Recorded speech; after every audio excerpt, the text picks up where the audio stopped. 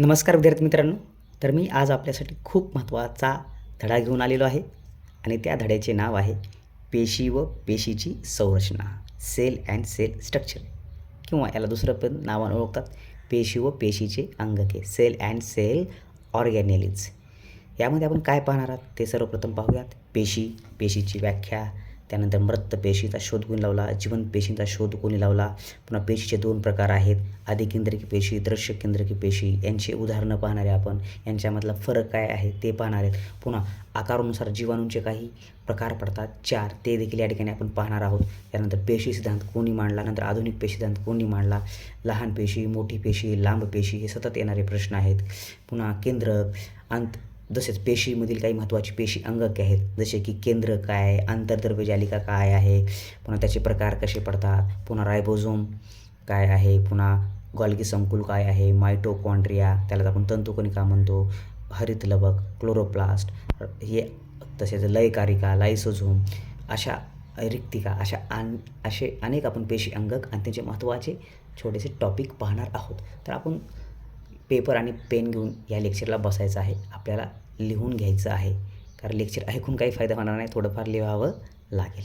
तर चला, तर मग आपण सुरुवात करूयात. सर्वप्रथम पेशीची व्याख्यापासून. सर्वांना पाठ आहे. तर सजीवांच्या रचनात्मक आणि कार्यात्मक मूलभूत एककाला पेशी असे म्हणतात. Okay, it is the fundamental, structural and functional unit of life. असं कोणाला म्हणतात मुलांनो? पेशीला म्हणतात.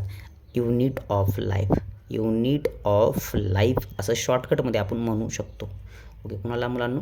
सेल. पेशी म्हणजे इंग्लिशमध्ये त्याला आपण म्हणत असतो, पहा, सेल, आहे ना. पुढे पाहायचं की आपल्याला सर्वप्रथम पेशीचा शोध कोणी लावला, तर ते लावला होता रॉबर्ट हुक यांनी 1665मध्ये. हे त्यांच्या ग्रंथाचं नाव आहे मायक्रोग्राफिया. हे त्यांचा ग्रंथ आहे 1665चा. ओके, त्यांनी सर्वप्रथम शोध लावलेल्या जी काही पेशी होती ती मृत होती, म्हणून मृत पेशीचा शोध कोणी लावला मुलांनो? Robert Hooke. असा प्रश्न तुम्हाला येईल. किंवा दुसरा पेशीचे जनक म्हणून कोणास ओळखतात, तर रॉबर्ट हुक यांना देखील ओळखतात. ओके, पेशीचे अभ्यास करणारे शास्त्र म्हणजे सायटोलॉजी. काय मुलांनो? सायटोलॉजी, किंवा आपण त्याला म्हणतो पेशीशास्त्र. पेशींचा अभ्यास करणारे शास्त्र सायटोलॉजी किंवा पेशीशास्त्र. आता पाहूयात मृत पेशी. तर रॉबर्ट हुकनी 1665मध्ये शोधलेले आहेत. त्यानंतर जिवंत पेशी, जीवाणू पेशी आणि सूक्ष्मजीवशास्त्राचे जनक म्हणून कोणास ओळखतात, तर उत्तर आहे बा अँटोनी वॉन ल्युएनहुक. 1674 रोजी यांनी एक मायक्रोस्कोप तयार करून यांनी ज्या पेशी पाहिल्या होत्या त्या सर्वप्रथम जीवाणू पेशी होत्या, आणि जीवाणू पेशी ह्या जिवंत होत्या, आणि हे जीवाणू हा एक सूक्ष्मजीव आहे. म्हणून बघा, जिवंत पेशी, जीवाणू पेशी आणि सूक्ष्मजीवशास्त्राचे जनक हे अँटोनी वॉन ल्युएनहुक यांना ओळखलं जातं, है ना. फादर ऑफ मायक्रोबायोलॉजी यांना म्हटलं जातं. आता आपण दुसरं पाहणार आहे बघा, पेशींचे प्रकार. आता पेशीतील सर्वात महत्त्वाचं अंगक म्हणजे केंद्रक असतं. आता कोणत्या पेशीमध्ये केंद्रक आहे किंवा कोणत्या पेशीमध्ये केंद्रक नाही, यावरून त्याचे 2 प्रकार पडलेले आहेत. तर सर्वप्रथम पाहूयात. आता पहिला प्रकार आहे आधी केंद्रकी पेशी, म्हणजे सर्वात आधीची पेशी. यांच्यामध्ये केंद्रक नसून, है ना, ह्याच्यामध्ये केंद्रक नसते, आणि यांच्यामध्ये जे काही केंद्रक असते त्यांना आपण तो न्यूक्लिऑइड, केंद्रकाभ म्हणतात. काय म्हणतात मुलांनो? केंद्रकाभ त्याला म्हटलं जातं. म्हणजे ह्याच्यामध्ये केंद्रक नसून यांच्यामध्ये केंद्रक असते, आणि दृश्य केंद्रकी पेशीमध्ये केंद्रक आढळते. ओके, आता न्यूक्लिऑइड म्हणजे काय असतं ते आपण पाहूयात. आता न्यूक्लिऑइड जर पाहायला गेलं, न्यूक्लिऑइड हे अशा प्रकारचं एक जेनेटिक मटेरियल आहे ज्याच्यामध्ये एकच क्रोमोझोम असतो. एक गुणसूत्र तुम्हाला आढळेल. काय आढळेल? एक गुणसूत्र असतं. ओके, ते गुंडाळलेल्या अवस्थेत असतं आणि ते पेशीद्रव्यामध्ये ह्या ठिकाणी पोहत असतं. अशा, आणि यांच्या ह्या गुणसूत्राभोवती, ह्या क्रोमोझोमच्या अवतीभोवती कुठल्याही प्रकारचं केंद्रक आवरण नसतं, है ना. केंद्रकीय आवरण ह्या अवतीभोवती नसते. आता इकडं दृश्य केंद्रकीय पेशीमधलं जे केंद्रक असतं ते त्याला न्यूक्लियल मेम्ब्रेन पण आढळतं, केंद्रकीय आवरण आपल्याला आढळत असतात. आता बघूयात याच्यामधली उदाहरणं पाहूयात. आता आधी केंद्रकीय पेशी उदाहरणं तुम्हाला जास्त मोनेरा संघात आढळतील, जसे की जीवाणू आहेत, बॅक्टेरिया, हे तुम्हाला यामध्ये उदाहरणं आढळतील. आता मायकोप्लाझ्मा हे सर्वात लहान असणारे त्या ठिकाणी बॅक्टेरिया तुम्हाला पाहायला मिळतील. त्याच्यामध्ये उदाहरणं पहा. त्याच्यामधलं उदाहरण बघा, PPLO, प्ल्युरोन्युमोनिया लाईक ऑर्गॅनिझम, है ना. मायकोप्लाझ्मा हे सर्वात लहान जीवाणू असतात. आता उदाहरणं लक्षात ठेवा. मायकोप्लाझ्मा गॅलिसेप्टम हा सर्वात लहान जीव आहे, सर्वात लहान जीव आहे, लक्षात ठेवायचं. हा सर्वात लहान बॅक्टेरिया देखील आहे. त्यानंतर पुढे पहा, दृश्य केंद्रक पेशीमध्ये कोणकोणते सजीव येतात? प्रोटिस्टा संघ. आता प्रोटिस्टा संघामध्ये आपल्या लक्षात अमिबा, लक्षात ठेवा बघा, अमिबा. आता अमिबा लक्षात ठेवा, क्लॅडोमोनास असे काही जीव आहेत ते या ठिकाणी तुम्हाला प्रोटिस्टा संघामध्ये आढळतील. हे बी एकपेशीय जीव आहेत. त्यानंतर पहा, जे काही प्राणी पेशी आहे, वनस्पती पेशी आहे, हे देखील दर्शक केंद्रकाचे उदाहरण आहेत. प्राणी पेशी असेल किंवा वनस्पती पेशी असेल, तसेच बुरशी जी असते, बुरशी म्हणजे फंगस किंवा कवक आहे ना, ह्या देखील पेशी आपल्याला दर्शक केंद्रकी पेशी आढळतात. म्हणजे यांच्यामध्ये न्यूक्लियस या ठिकाणी स्पष्ट देखील आढळते आणि विकसित असते.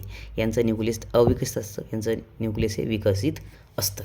पुढे पाहायचं बघा, आकारानुसार जीवाणूचे प्रकार. आता गोल जर बॅक्टेरिया असतील, गोल जर आपल्याला बॅक्टेरिया असतील तर त्याला काय म्हणायचं? कोकस म्हणायचं. आणि दंडाकृती आकाराचे असतील तर बॅसिलस. ओके, जर सर्पिल आकार सापाच्या आकाराचे असतील तर स्पिरिला, आणि जर कोमाच्या आकाराचे असतील तर त्यांना आपण म्हणतो व्हिब्रिओ. उदाहरण कोकस, स्ट्रेप्टोकॉकस है ना, स्ट्रेप्टोकॉकस न्यूमोनिया, ज्याच्यामुळे न्यूमोनिया होतो, त्याचा आकार हा गोलाकार असतो, त्याला आपण कोकस म्हणतो. दंडाकृती बॅक्टेरियाचं उदाहरण आहे पहा, बॅसिलस सबटिलिस किंवा त्याला आपण तो लॅक्टोबॅसिलस, त्यांचा आकार असतो दंडाकृती. ओके, अशा प्रकारचा. पुढे आपल्याला पाहिजे सर्पिल आकार. अशा प्रकारचे जे तुम्हाला काही बॅक्टेरिया आढळतील, म्हणजे जीवन आढळते, त्यांना आपण म्हणतो स्पिरिला. इकडे पहा कॉमाशे बॅक्टेरिया अशा प्रकारचे असतात, त्याला म्हणतो व्हिब्रिओ कॉलेरी. आता व्हिब्रिओ कॉलेरीमुळे बघा आपल्याला कॉलरा होतो. कुठला रोग होतो मुलांना? व्हिब्रिओ कॉलेरी. हा व्हिब्रिओ आकाराचा बॅक्टेरिया, त्याच्यामुळे आपल्याला कॉलरा रोग होतो, आणि कॉलरा हा दूषित अन्न पाण्यातून होत असतो. ओके, त्यानंतर पुढे पहा, पेशीबद्दल आपण पाहूया थोडा. पेशी सिद्धांत सर्वप्रथम कोणी मांडला? मॅथिस शिल्डन यांनी 1838 मांडला. यांनी सर्व वनस्पती ह्या पेशींच्या मिळून बनलेल्या आहेत असं त्यांनी सांगितलं. म्हणजे मॅथिस शिल्डन यांनी वनस्पती पेशींचा अभ्यास केला. आणि दुसरं आहे थिओडोर शॉन यांनी 1839 रोजी प्राणी पेशींचा सिद्धांत मांडला होता. म्हणजे सर्व प्राणी हे पेशींचे मिळून बनलेले आहेत असं थिओडोर शॉन यांनी 1839 साली म्हटलं. पण पुढे असं झालं की त्याच्यामध्ये बदल करण्यात आला. बघा, आधुनिक पेशी सिद्धांत कोणी मांडला? भरपूरच प्रश्न आला आहे. रोडॉल्फ विर्चो 1855 रोजी, लक्षात ठेवा 1855 रोजी. आणि यांचा तत्व पहा, ओमनिस सेल्युला ई सेल्युला असं म्हटलं जातं. म्हणजे new cell is form from its pre existing cell. जे काही न्यू ऑर्गॅनिझम जो तयार होतो, जो नवीन जीव तयार होतो, तो त्याच्या आधी पेशीपासून तयार होत असतो. म्हणजे हा याच्यापासून तयार झालेला आहे. म्हणजे आपण हे पहा, आपल्या मातापित्यांच्या पेशीपासून आपण तयार झालेलो आहोत. म्हणजे पित्याचा शुक्राणू पेशी आणि मातेची आपली अंडाणू पेशी याच्यापासून एक युग्मनज तयार होतं. युग्मनजपासून आपली वाढ होऊन आपण एक त्या ठिकाणी बालक जन्माला येत असतं. म्हणजे जेवढे काही नवीन ऑर्गॅनिझम आहेत ते त्यांच्या आधीच्या म्हणजे पालक पेशीपासूनच तयार होत असतात. या ओमनिस सेल्युला ई सेल्युलाचा अर्थ आहे. ओके, त्यानंतर पुढे सर्वात लहान पेशी जीवाणू पेशी. तिचं नाव आताच आपण पाहिले, मायकोप्लाझ्मा गॅलिसेप्टम. पुढे दिले पहा, सर्वात मोठी पेशी कोण आहे? तर शहामृगाचे अंडे आहेत है ना, जवळपास ते 17 सेंटीमीटर आकाराची असते. 17 सेंटीमीटर आकाराचे शहामृगाचे अंडे सर्वात मोठी पेशी आहे, कारण अंडे पेशीच असतात. पुन्हा मानवामध्ये प्रश्न, मानवातील सर्वात मोठी पेशी कुठली आहे? तर ते स्त्रियांमधील बीजांड है ना. पुढे दिले बघा, सर्वात लांब पेशी, लांबीनं इन सेंटीमीटर किंवा मीटर, तर चेतापेशी, इंग्लिशमध्ये त्याला म्हणतो आपण नर्व्ह सेल. 1 ते 1.5 मीटर त्यांची लांबी तुम्हाला आढळते. पुढे दिले बघा, प्राणी आणि वनस्पती पेशीतील महत्त्वाची सेल ऑर्गॅनेलिज आपण पाहणार आहेत. सेल ऑर्गॅनेलिज म्हणजे काय? पेशी अंगके आपण त्या ठिकाणी पाहणार आहोत. आता पहिलं आणि सर्वात महत्त्वाचं पेशी अंगक म्हणजे आपलं केंद्रक. याच्या महत्त्वाचंच आपण बोलणार आहे, जास्त ह्याच्याबद्दल काही आपण बोलणार नाहीत. आता केंद्र कशामध्ये असते आपण पाहिलं तर दृश्य केंद्रकी पेशीमध्ये आढळते. आणि आधी केंद्रकाला काय म्हणतात? तर केंद्रकाभ किंवा न्यूक्लिओइड असं म्हणत असतो. आता पहा, मोठे व सर्वात महत्त्वाचे पेशी अंगक केंद्रकास म्हणतात. पेशीचे नियंत्रण कक्ष कोणास म्हणतात? केंद्रकास.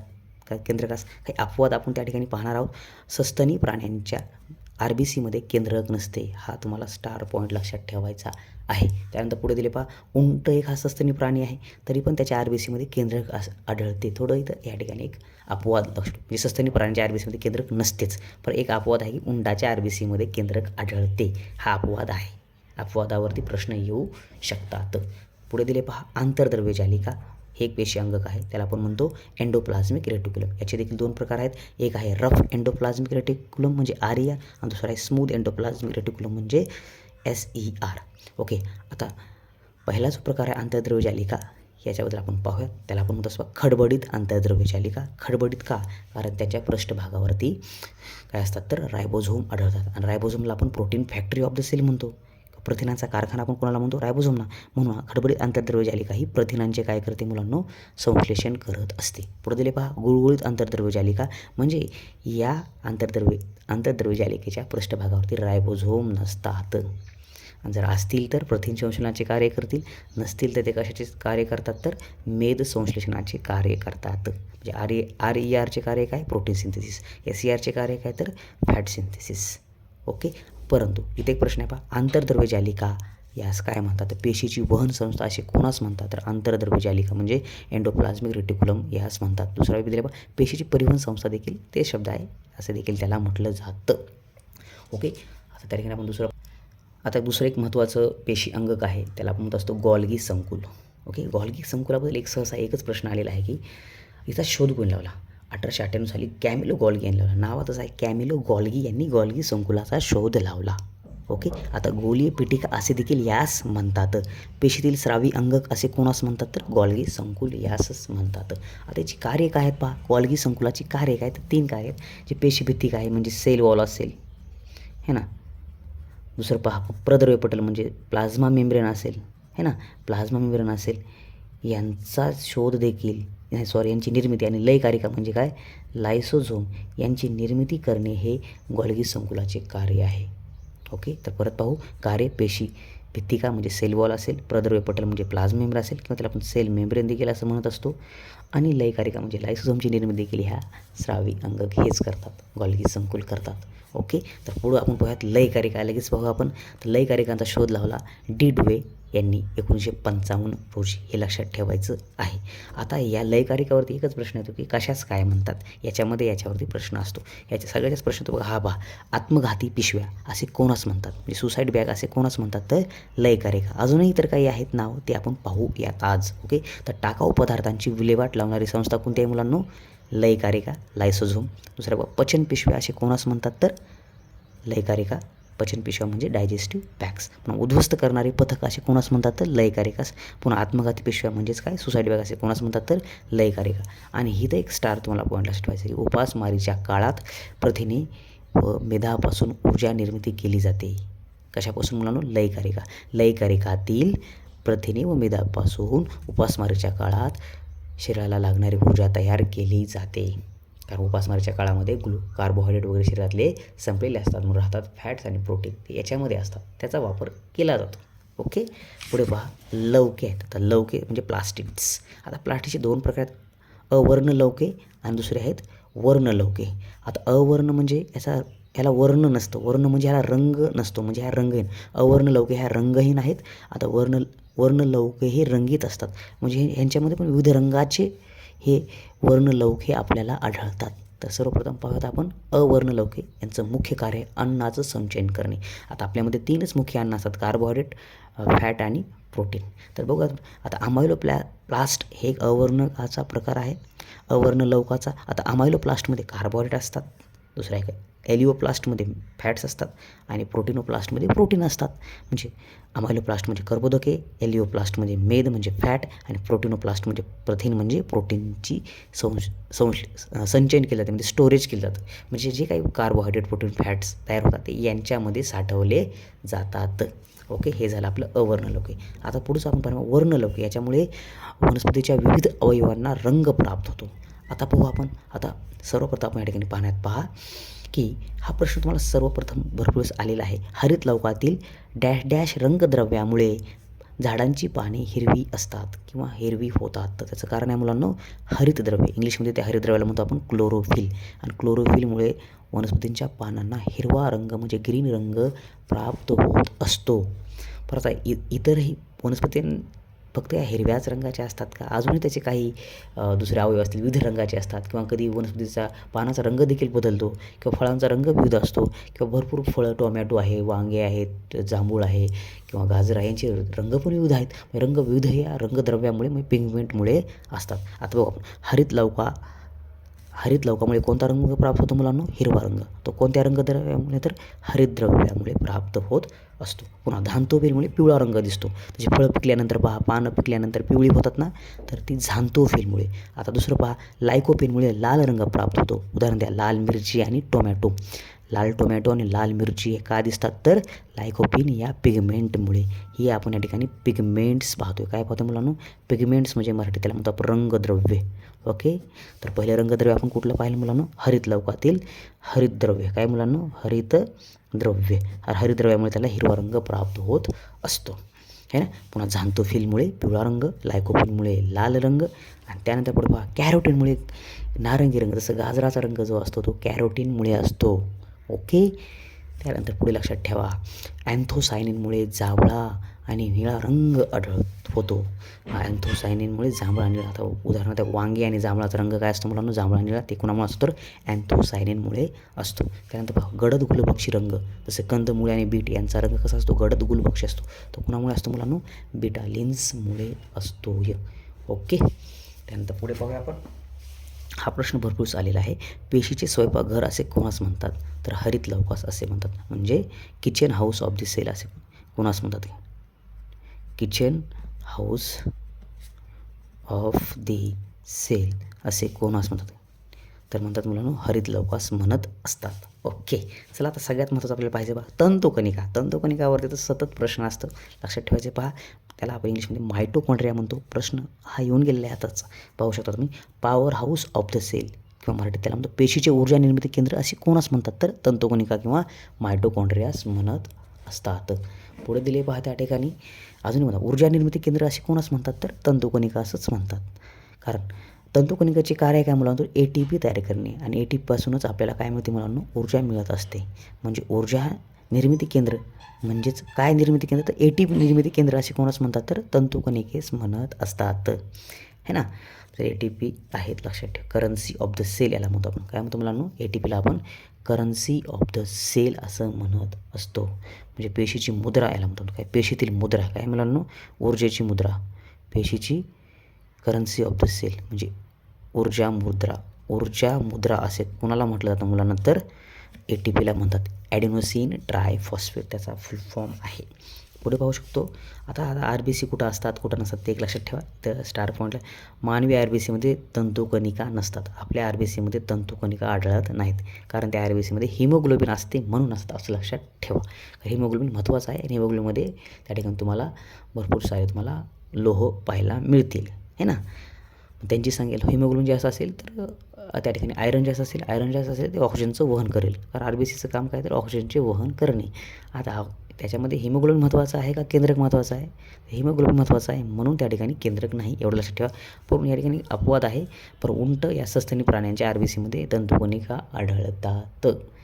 ओके, कारण उंट हा ज्या प्रदेशात राहतो, है ना, अशा हार्ड कंडिशनमध्ये राहतो, म्हणजे त्या वाळवंटात राहतो, म्हणून त्या ठिकाणी त्याला ऊर्जेची अत्यंत गरज असते. मग त्याने ऊर्जा तयार करण्यासाठी कदाचित त्या तंतुकणिका त्या ठिकाणी ऊर्जा कशामध्ये ATP, पण ATP तयार करण्यासाठी त्याची गरज असते म्हणून आहे, लक्षात ठेवा. पुढे पहा, रायबोझोम्स.